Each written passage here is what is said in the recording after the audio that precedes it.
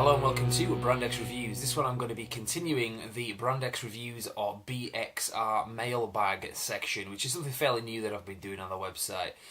This is something where people that are just regular viewers, I guess, can just ask questions about anything really. That's the kind of thing that we talk about here. So Marvel tends to be a big thing. I've had a few other submissions, things like Terminator and Back to the Future and other franchise stuff. But like I said, Marvel's quite a big thing. There's a lot of films kind of coming out, so there's a lot of questions being asked. So I've been getting quite a few about like what I think they're going to do and all that kind of stuff. So in the last one, it was a submission by Paul Cage, and he was asking about the Ant-Man film and how it's all going to tie in with the Avengers Age of Ultron. So if you haven't seen that video, definitely check it out. This one is pretty much a follow-up to that. Same guy, Paul Cage, thank you for the submission. He's a friend of mine, he's Paul, I'll be honest. He's not just some like random viewer, but it's not somebody that I hang out with a lot. I don't get to see him all that often, so we don't really get to talk about a lot of this stuff. When we do, it's one of these things where we just talk about it for ages and, you know, kind of have different theories about where they're going to go. So again, this is pretty good guy for submitting all these questions to me. So thanks for that. But his latest question anyway, like I said, the last one was about Ant-Man, so this one is continuing on from that. The latest question is about Marvel. So let's see what he put. This was the 10th of January, so here we go. We all know that the Marvel films are leading to a great climax with Thanos, but after that I'm assuming audiences and the studio alike will be hungry for more. Is there any Marvel villain that could challenge the Avengers in such a massive way and add the same kind of "we could lose this" feel as Thanos? Or do you think Marvel will leave it alone to become part of cinematic history? Yeah, very good question there, and very good kind of suggestion within that as well. Definitely going somewhere with Thanos, obviously, if you've seen the films, ever since Avengers Assemble when they introduced Thanos, a lot of people originally, myself included, didn't actually know who that was. When we saw it in cinema, I was like, what the hell, looks like a Hellboy. Pretty sure he's not a Marvel character. But yeah, Thanos is basically an Overlord character. I'm not going to get too much into him because that's obviously not what your question is. But to put into context anyway, the thing, what I understand they are doing with Thanos is the next lineup of films that's been announced, that is Phase 3, which kicks in 2016 with Civil War. I thought the Ant-Man film was the beginning of Phase 3, but it's not. Phase 2 ends with Ant-Man, because I just kind of assumed that every phase ends with an Avengers film, but that's not the case for Phase 2. So Phase 3 begins with Captain America Civil War, and that lineup of films has been announced. It's quite a large lineup of films, and it pretty much concludes with a couple of Avengers films, specifically called Infinity War Part 1 and 2. Part 1 coming out in 2018. There's going to be a couple of films in between. You've got a Captain Marvel film and the Inhumans film as well, which I want to kind of get into. And then you've got Infinity War, Avengers Infinity War Part 2 in 2019. That's the last film that we know of. And that is absolutely positively going to have Thanos as the bad guy. Now, we've seen Thanos in 2 films so far. We've seen him in Avengers Assemble in 2012. Or just the Avengers, it's known in America, I believe. But also you saw him in more detail in Guardians of the Galaxy last year. He wasn't the villain of the film, but he was kind of very much like The Empire Strikes Back. When you've seen that, you got to see the Emperor as a hologram. And that was exactly what I was reminded of seeing Thanos in Guardians of the Galaxy. It's like, yeah, we know this guy is going to be kind of rolled out in a later film as the main bad guy, but here you're just going to kind of get a glimpse of him. But it also reminded me of what they did with Blofeld in the early James Bond films, the Sean Connery ones, where you didn't really get to see him until You Only Live Twice. You never really saw him properly. They kind of rolled him out later on, so they built it up, which is obviously what they're doing with this, and that's what you're saying, obviously, where they're going to go after they've essentially done the whole Thanos thing. They've rolled him out, they've fought him, presumably defeated him, maybe even killed him, so he might not even be in it. after that point, because I know in the comics they didn't kill Thanos off in the Infinity Gauntlet storyline. They just kind of dethroned him basically, and he just became a very kind of humble person at the end of it. But I think they will probably kill him off, I imagine. So exactly, where do they go after that? They could just go for another supervillain, I guess. But I don't think they want to keep recycling everything. It's like, right, we've defeated that one, now we're going to go on to the next one. If they do that, if they do say, right, let's have another supervillain, and they get it right, and it's maybe something about it that's not just a rehash where it's just another supervillain. There's plenty that they could do. There are plenty that would pose a threat, a major threat on not just a planetary scale, but a galactic scale, which is what Thanos does, to be fair. Characters I would think of that probably aren't even owned, but that Marvel Studios has the license rights to. Characters like Galactus would... Well, he's a dangerous character. He's a very kind of malevolent character. He's not necessarily a villain as such. He just kind of does what he does.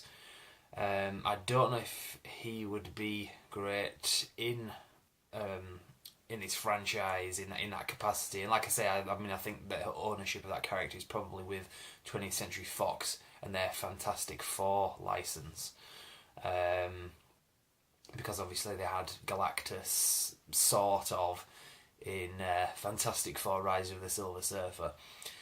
That would be one major character, one very powerful character that they could have in there, depending on how they write the storylines and stuff like that. But I wouldn't really be jerking off at the thought of them doing that, to be honest.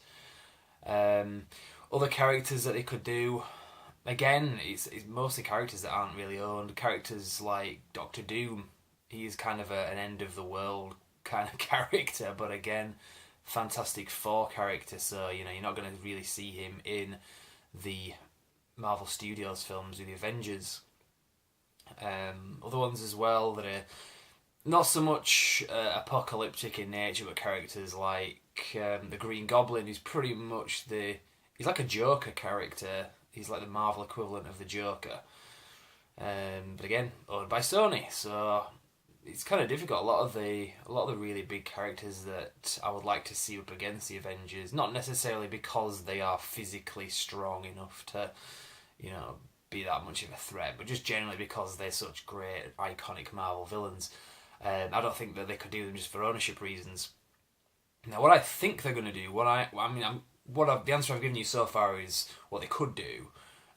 With their lineup of characters just in the comics, albeit they can't because they don't have ownership in terms of license ownership because they sold the rights. But what I actually think they're going to do here is, given that the lineup of films in Phase 3 does seem to be very galactic in nature, and what I mean by that is you've got Captain Marvel, more Guardians of the Galaxy, Inhumans set on Earth, I guess, but it's got its roots in galactic stories from the comics, in the origins of those characters, and also what's happening in Agents of S.H.I.E.L.D. at the moment, which, for better or for worse, is part of the canon.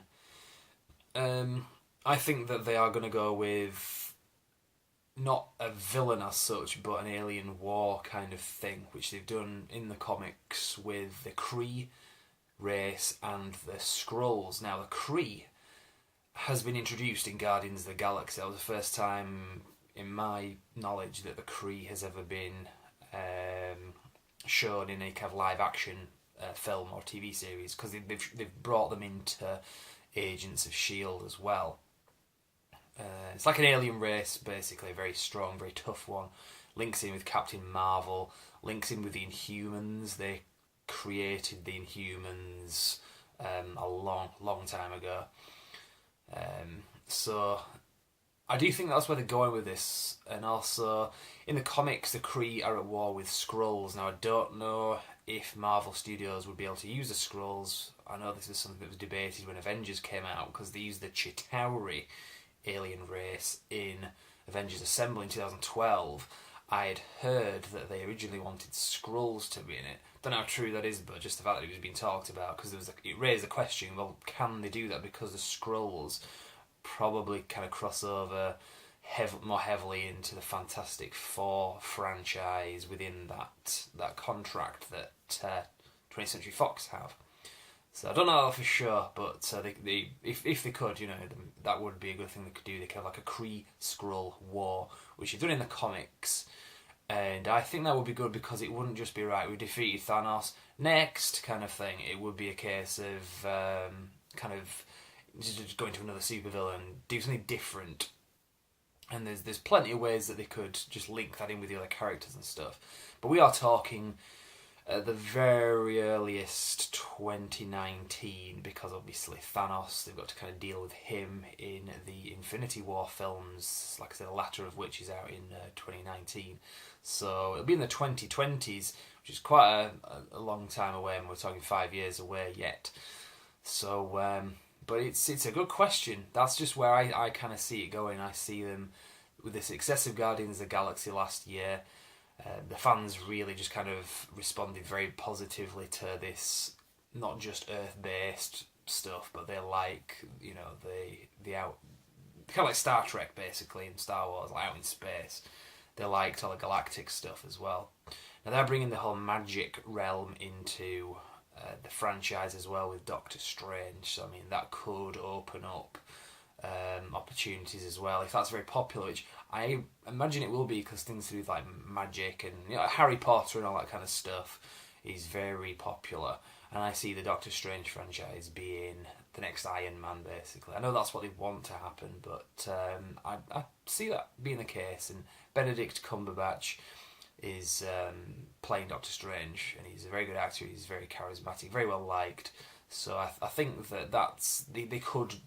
The point I'm making here is that they could go with like a parallel dimension magic threat, not just in the Doctor Strange film, obviously that's what they're going to do, but in the actual Avengers universe as a whole. Now, by this time in the 2020s, whether the Avengers lineup is still going to include your characters Iron Man, Captain America, Thor, the Hulk, Black Widow, Hawkeye, going off the original cast from that original film, I think it's going to be diminished very much so since then. I mean, I understand that just by the end of Age of Ultron, which is out in 3 months, the lineup of Avengers is apparently going to be drastically different to what it was in the last film, or even at the beginning of this film. So we'll see where that's going. But I think that in a lot of years' time, the franchise will still be going, but I think we're going to look back to those early days, such as we have now pretty much, as the good old days with the original characters, that by that point you probably won't have it in it anymore. Or if you do, it'll be very rare appearances, like Iron Man maybe in a film every like 5 years or something like that. That's just where I see it going anyway. So my thought is where they're going to go after Thanos, I think it's probably going to be something to do with just Krees, some alien race, a war, not just a supervillain that's going to come and beat you up kind of thing. So it's a good question, like I say, because obviously with sequels they do have to kind of outdo the last, but then again they don't want to just redo what they've done before, so having just another supervillain like Thanos isn't really an investment. I think that they need to keep it fresh, so that's as I said, that's probably where they're going to go. So I think that pretty much answers the question anyway. You were also asking, do we think Marvel will leave it alone to become part of cinematic history? I'm not quite sure what you mean by that, whether you just mean like just round it off, not making it on films. If that's what you mean, I kind of doubt it. I mean, if these films are still making money, they will keep doing them whether or not they are well liked, whether or not the fans react. If people still keep going to see these films, I mean, look at Transformers, terrible film. I know people that like the I'm talking about the first film. I didn't watch the rest after that, but I know people that did, that are very loyal to them, and even they said the last one, the fourth film, was one of the worst films that came out last year, and that's the fans of the franchise that are saying that.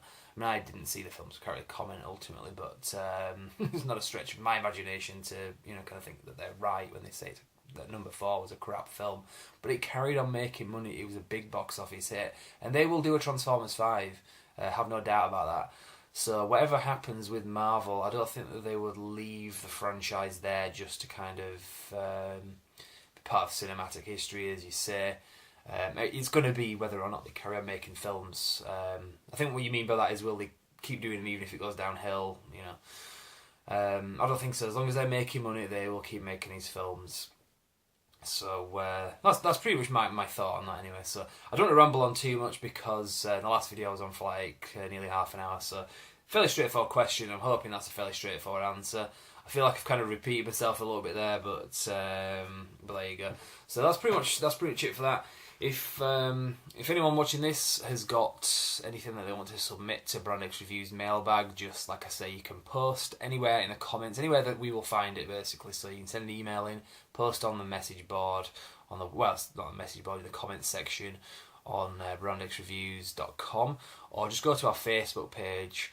If you just go to the website, there are links on there to all of our social media pages, which is pretty much YouTube and Facebook for now. So, like I say, if any questions within reason, just put something on there, and hopefully I'll get to it fairly quick. So we'll see where it goes anyway, and I guess that's pretty much it. So I will leave it there. Thank you very much for watching, and thanks Paul for the submission.